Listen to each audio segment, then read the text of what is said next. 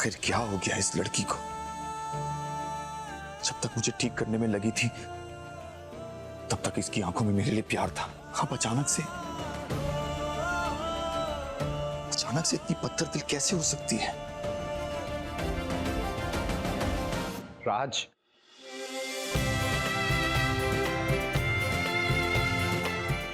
मानव, मेरे भाई, कैसा है तू? ठीक हूँ यार। कहाँ चला गया था तू?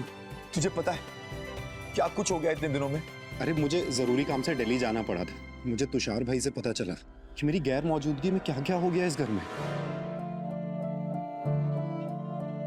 मुझे माफ कर दे मेरे भाई, मुझे पता नहीं था कि रेवा ही वो लड़की है जिससे तेरी शादी हो चुकी है, और मैंने अनजाने में न जाने क्या क्या बोल दिया। वो सब छोड़ यार मानव, तुझे पता है अगर रेवा नहीं होती तो आज तेरा भाई तेरे सामने नहीं खड़ा होता।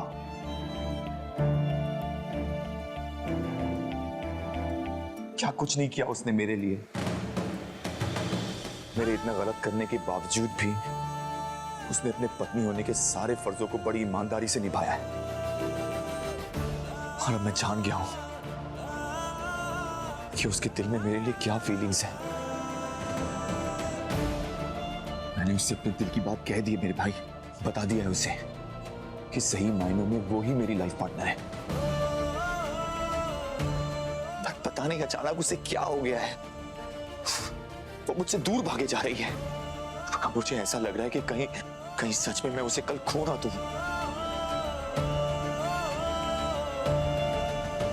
मुझे पहले से ही पता था कि रेवा कैसी लड़की है, पर तेरे मुंह से ये सब सुनकर बहुत अच्छा लग रहा है। अगर ऊपर वाले ने तुम दोनों को मिलाया है तो जरूर ये तुम्हारी नियति है।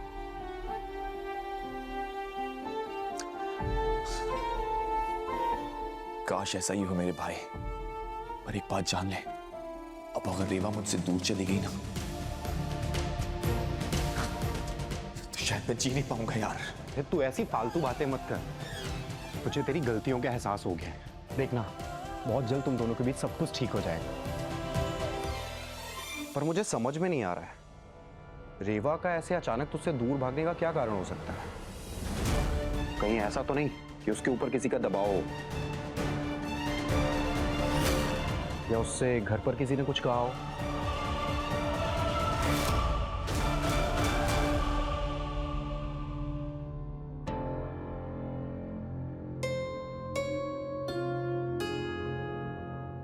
दिग्विजय, रेवा को देखकर ऐसे लगता है जैसे उसने तलाक का मन बना लिया है। लग तो मुझे भी ऐसा ही कुछ रहा। पर मुझे लगता है अगर राज और रेवा दोनों में से अगर एक ने भी तलाक के लिए मना किया ना तो इस अनहोनी को टाला जा सकता है। बेटा, मेरी बात मान, राज से एक बार जाके बात कर। कहीं ऐसा ना हो राज रेवा की जिद देकर पेपर साइन कर दे। उसे समझाना होगा कि रेवा से तलाक लेना सही नहीं होगा। मां, अगर राज मेरी बात सुनता तो मैं उससे बात जरूर करता, मगर आपको तो पता है ना कि मैं उससे कुछ भी कहूंगा वो उसका उल्टा ही करेगा। बेटा, मेरी तसल्ली के लिए ही सही, तू एक बार उससे बात तो कर। कश्मीरा दी, अगर राज ने पापा जी की बात मान ली और पेपर्स पे साइन करने से मना कर दिया तो? ऐसा कुछ नहीं होगा। राज के मन में पापा के खिलाफ इतनी नफरत है, वो जो कहेंगे राज उसका उल्टा ही करेगा। परेशान मत हो तुम।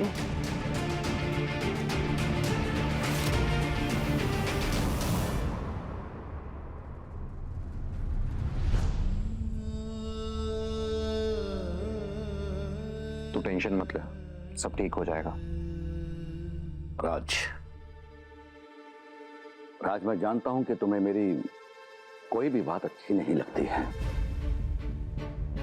मगर फिर भी तुम्हें समझाना मेरा फर्ज है। देखो बेटा, रेवा एक बहुत ही अच्छी, बहुत ही सुलझी हुई लड़की है।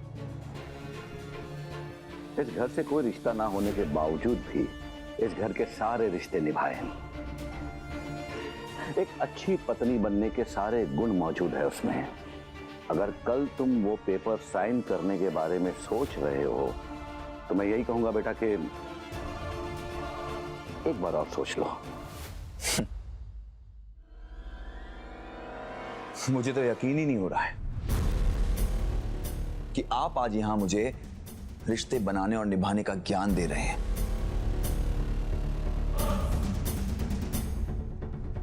वो जिसने एक भी रिश्ता दिल से नहीं निभाया, जिसने मेरी मां का खून बड़ी बेरहमी से कर दिया, वो आज मुझे अच्छी पत्नी के गुण दिखा रहा है।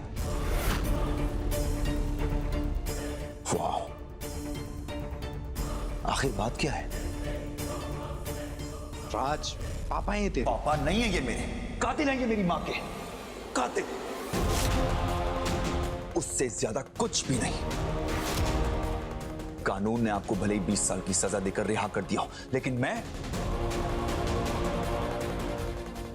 अगले 20 जन्मों तक भी आपको माफ नहीं करूंगा।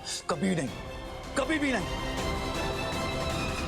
आज से 20 साल पहले मैंने जो कहा था, अब भी मैं वही कहूंगा कि मैंने तुम्हारी मां को नहीं मारा। मेरा यकीन करो राज, कि जब मैं वहां पहुंचा तब तुम्हारी मां आखिरी सांस ले चुकी थी। मेरे पास कोई सबूत नहीं था कि मैं अपने आप को निर्दोष बताता। बस इसी बात का फायदा उठाकर कश्मीरा ने मुझे फंसा दिया। आज मैंने तुम्हारी मां को नहीं मारा। झूठ, झूठ, झूठ, झूठ। अरे कभी तो अपने गुनाह कबूल करने की हिम्मत दिखाइए। आखिर कब तक इन झूठों की आड़ में छिपते रहेंगे? झूठ नहीं है ये राज, बल्कि झूठ वो है जिसका पर्दा कश्मीरा ने तुम्हारी आंखों पर डाल रखा है। खैर, मैं जानता हूं कि तुम मेरी बात समझोगे नहीं और ना ही मैं तुम्हें समझा पाऊंगा। इन सब बातों को छोड़ो राज, मेरी एक ही दरख्वास्त है तुमसे, रेवा को रोक लो, उसे अपने आप से दूर मत जाने दो।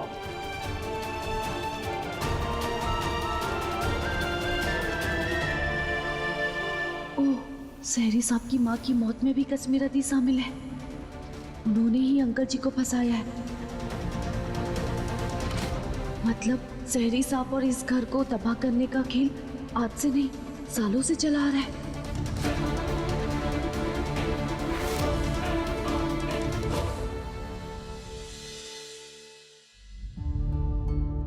मतलब तुमने सोच लिया है कि तुम राज की जिंदगी में उसकी पत्नी बनकर नहीं रहोगी, और इसका कारण भी तुम किसी को नहीं बताना चाहती।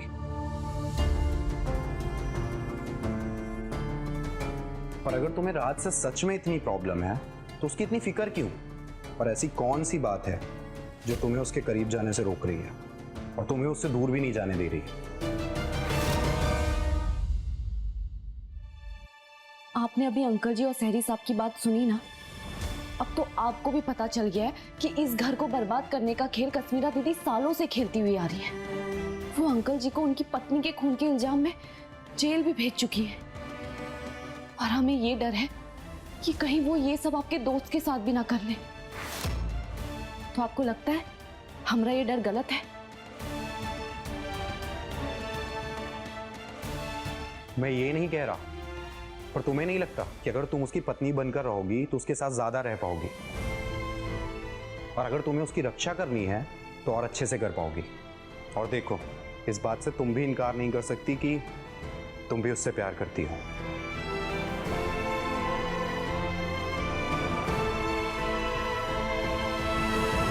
हमरे लिए वो सिर्फ और सिर्फ श्रुति दीदी के पति हैं और उससे ज्यादा कुछ नहीं। और रही बात उनकी रक्षा करने की, तो वो हमारा फर्ज है और कुछ नहीं। तो मतलब तुम डिवोर्स पेपर पे साइन करोगी और यहां से चली जाओगी?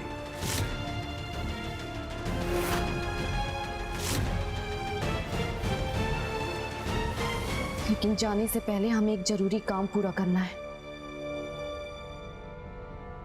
कश्मीरा दीदी का सच सारे घर वालों के सामने लेकर आना है।